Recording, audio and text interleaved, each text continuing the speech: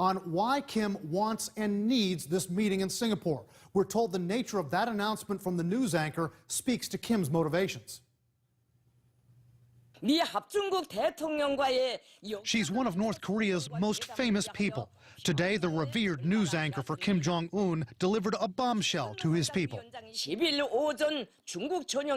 At this historical first DPRK and USA summit, which is garnering the attention and hopes of the entire world, comprehensive and in-depth views will be exchanged on issues of common interest.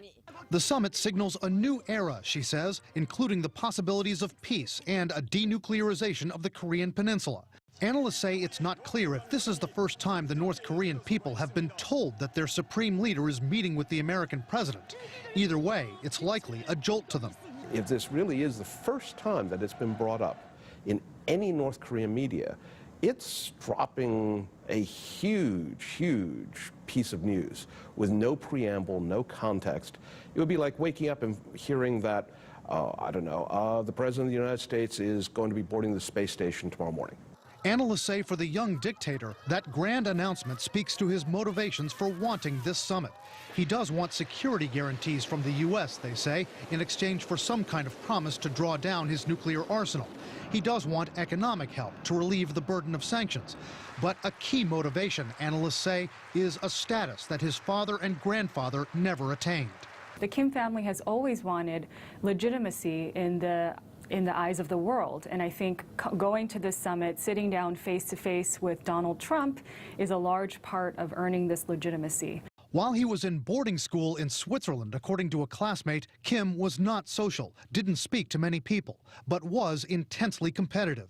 Barely into his 30s as a leader, he quickly displayed his proclivity for violence, executing his own uncle, having his half-brother murdered in public. Still, U.S. intelligence officials tell CNN Kim is a rational actor, that despite those violent tendencies, he behaves in a very calculated manner.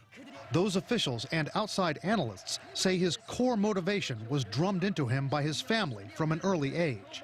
The strategic overarching objective for the North Korean leadership has always been to preserve the Kim family regime.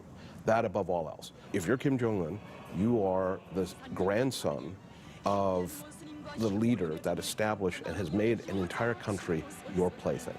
There is no place, no thing, no person that you cannot reach out and touch in a good or bad way if you are of the Kim family.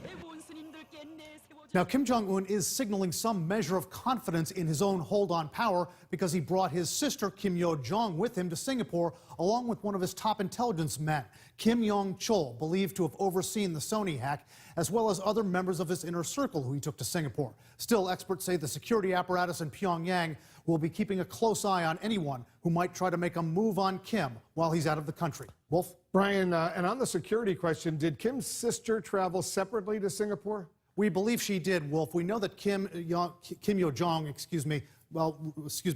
Jong-un traveled to Singapore on a Chinese plane. Analysts believe his sister, Kim Yo-jong, flew there on a North Korean plane. Now, one analyst says the sister's plane could have been used as a decoy in case there was a threat, and that having them fly separately helps to ensure that if one of them goes down, the other survives. Very interesting. Brian Todd reporting for us. Thank you. Coming up.